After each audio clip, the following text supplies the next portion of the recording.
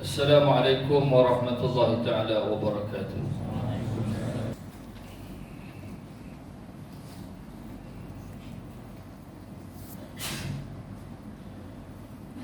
Bismillahirrahmanirrahim. Alhamdulillahil qail innal ladzina amanu wa 'amilus salihati wa aqamus salata wa وآتوا الزكاة لهم أجرهم عند ربهم ولا خوف عليهم ولا هم يحزنون أشهد أن لا إله إلا الله وحده لا شريك له وأشهد أن محمدا عبده ورسوله اللهم صل وسلم وبارك على سيدنا محمد وعلى آله وصحبه أجمعين أما بعد فيا أيها المسلمون اتقوا الله أوصيكم وإياي بتقوى الله فقد فاز المتقون قال الله تعالى في كتابه العزيز يا أيها الذين آمنوا اتقوا الله حق تقاته ولا تموتن إلا وأنتم مسلمون. Muslimin yang dirahmati Allah Subhanahu wa taala sekalian, marilah kita bersama-sama meningkatkan ketakwaan kita kepada Allah Subhanahu wa taala dengan mematuhi segala suruhannya dan meninggalkan segala larangannya. Semoga kita diberikan kejayaan di dunia dan di akhirat. Tajuk khutbah pada hari ini ialah zakat menyelamatkan diri dan harta. Hadirin muslimin yang berbahagia, syariat zakat yang diwahyukan Allah Subhanahu wa taala kepada kita hakikatnya mempunyai hikmah yang sangat besar, yaitu menjamin keselamatan bagi kita di dunia dan akhirat. Sebagaimana firman Allah Subhanahu wa taala dalam surah Al-Baqarah ayat 277 yang dibacakan di awal khutbah tadi, yang bermaksud sesungguhnya orang-orang yang beriman mengerjakan amal soleh, mendirikan sembahyang dan menunaikan zakat, mereka mendapat pahala di sisi Tuhannya. Tidak ada kekhawatiran terhadap mereka dan tidak pula mereka bersedih hati.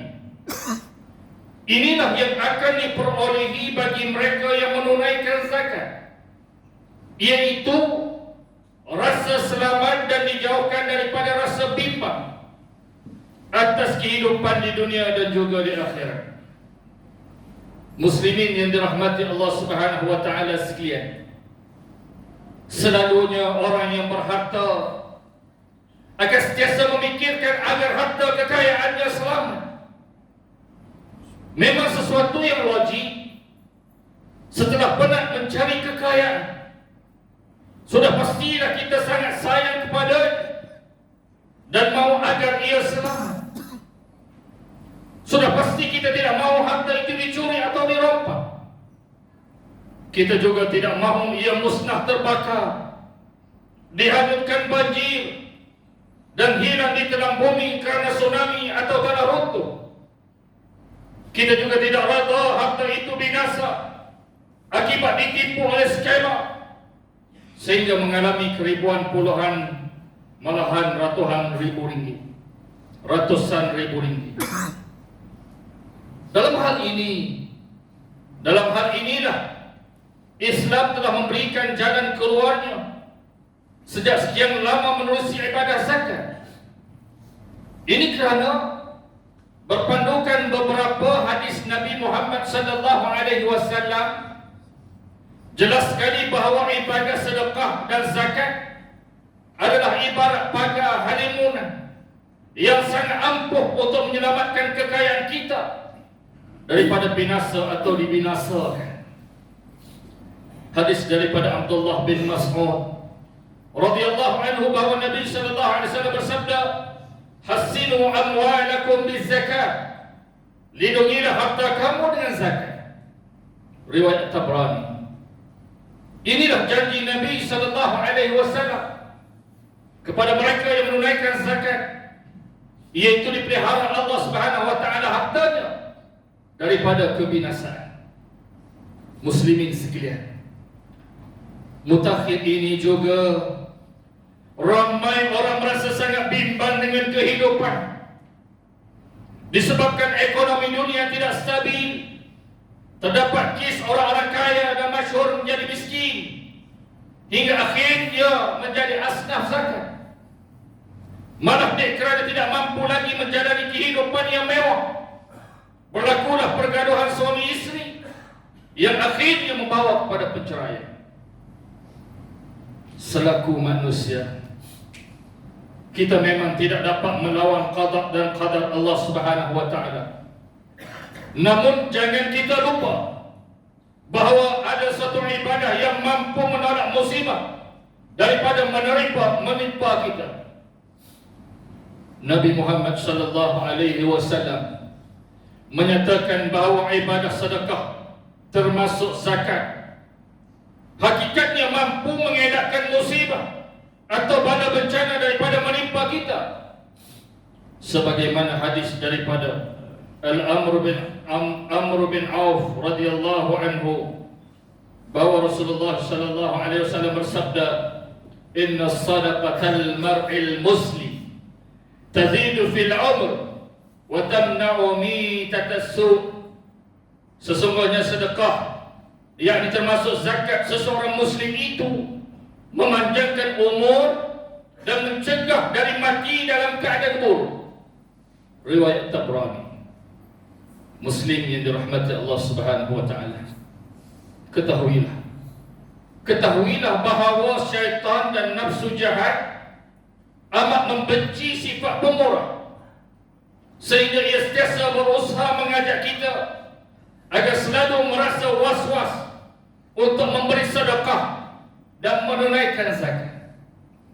Allah Subhanahu wa taala berfirman dalam surah Al-Baqarah ayat 268, A'udzubillahi minasyaitonir rajim.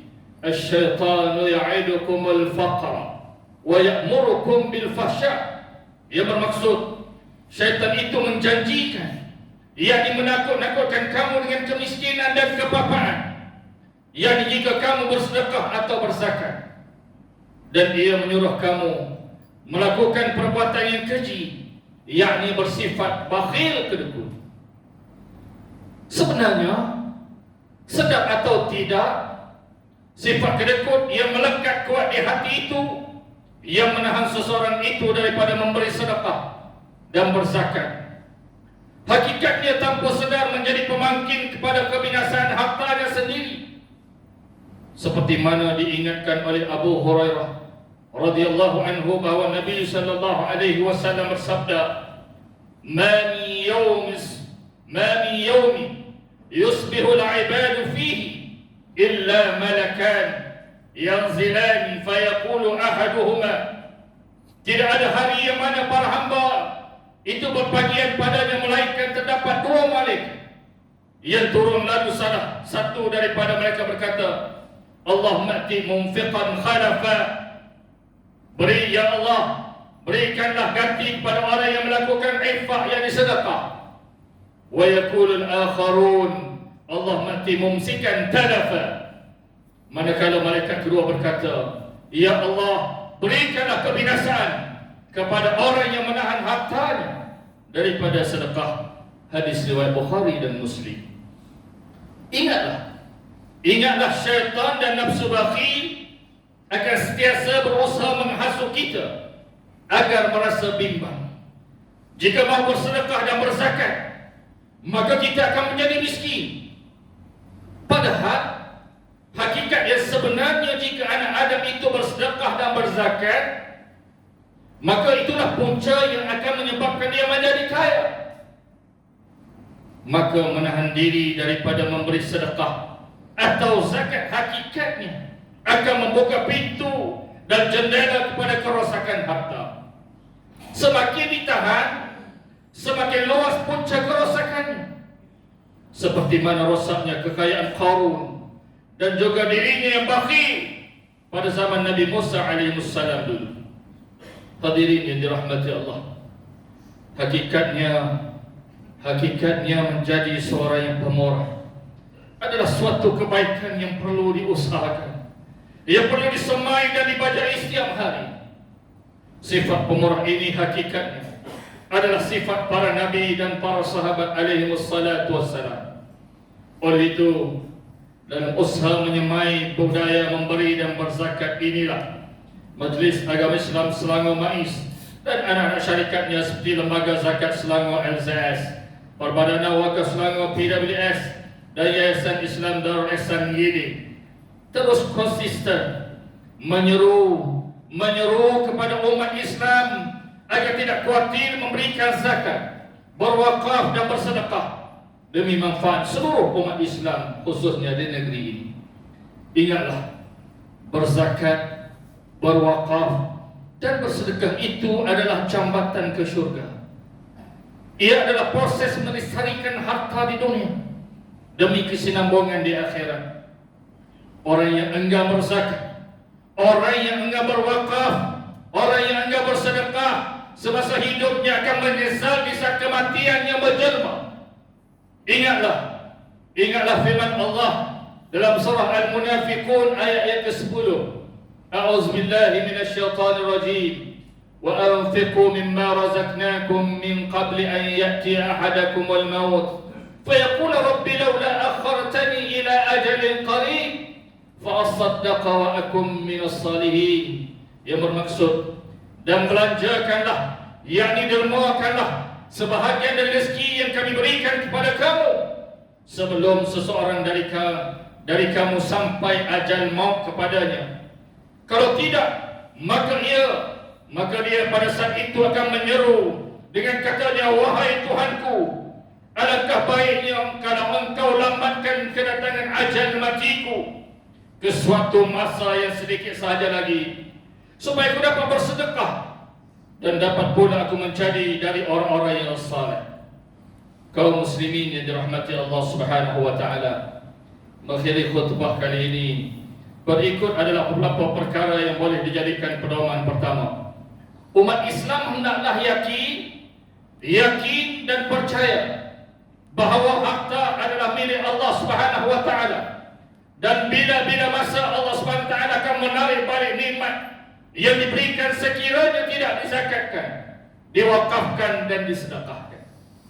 Kedua, umat Islam janganlah jadikan harta kekayaan sebagai berhala yang disembah dan dipuja sehingga sanggup melakukan apa sahaja, menghalalkan yang haram dan mengharamkan yang halal.